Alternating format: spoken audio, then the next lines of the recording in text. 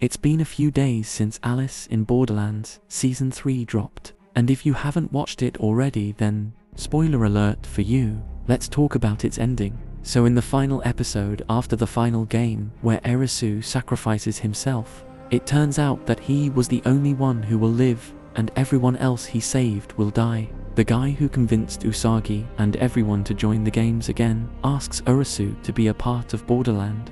Arisu refuses and forces his way out to save everyone. The guy who was supposed to be Joker, he tries to kill Arisu, but dies by a laser beam. Then we realize that he wasn't the Joker. This whole series tries to set him up like a big threat, but his outcome was disappointing. While after his death, another suspicious person appears. He plays a game with Arisu, and during the game, Arisu asks him that if he is the Joker. He says that the Joker is not a person but a concept. It's tied to time the gaps between life and death, and the spaces between cards. Basically, Joker was just a card, and all of this is bullshit.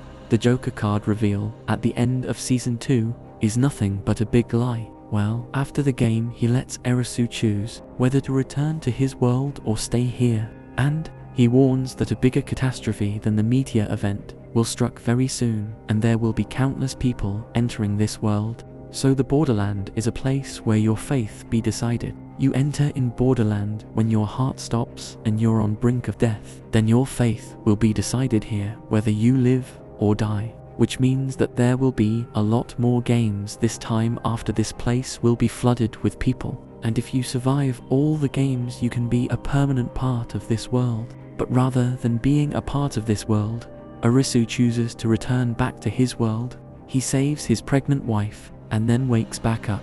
And all these games takes place in 2 minutes time of the real world. Well, next we see Arisu interviewing some old players which were in the games the first time. We see a quite little cameo of all the characters, and that was the only part about this series I liked. But then we see the catastrophe Arisu was warned about. There are massive earthquakes all over the Japan and other part of the world. We see on the news that all the major countries were hit by the earthquakes simultaneously, and then we move to USA where we see the same earthquake news, but then the show ends with the name of a waitress, and her name was Alice, which pretty much confirms a USA edition of Alice in Borderland, and that season might pick up from where this season left. Like after these earthquakes, all the people who are about to lose their lives will enter the Borderland.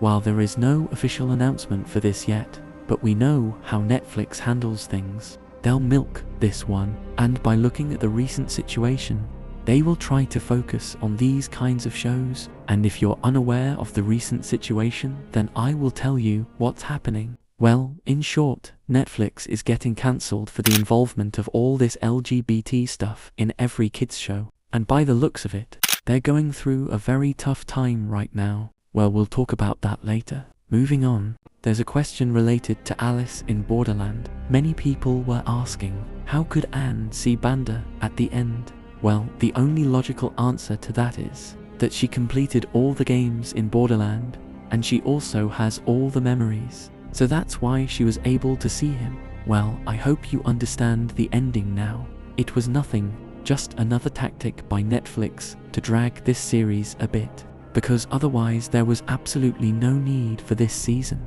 I said in my last video, and I'll say this again, that this season was the worst one so far. And I'm saying so far because I don't know what masterclass they're gonna pull in the USA edition. This last season felt like a disrespect to the previous two. Those were great, and in my opinion, one of the best shows on Netflix. But this season was absolute trash. The more you think about it, the more you will realize how lazy and stupid the writing of this season was. Usagi entered the games because she was having nightmares about her father, and she entered literally days before Arisu, and Arisu was only there for 2 minutes.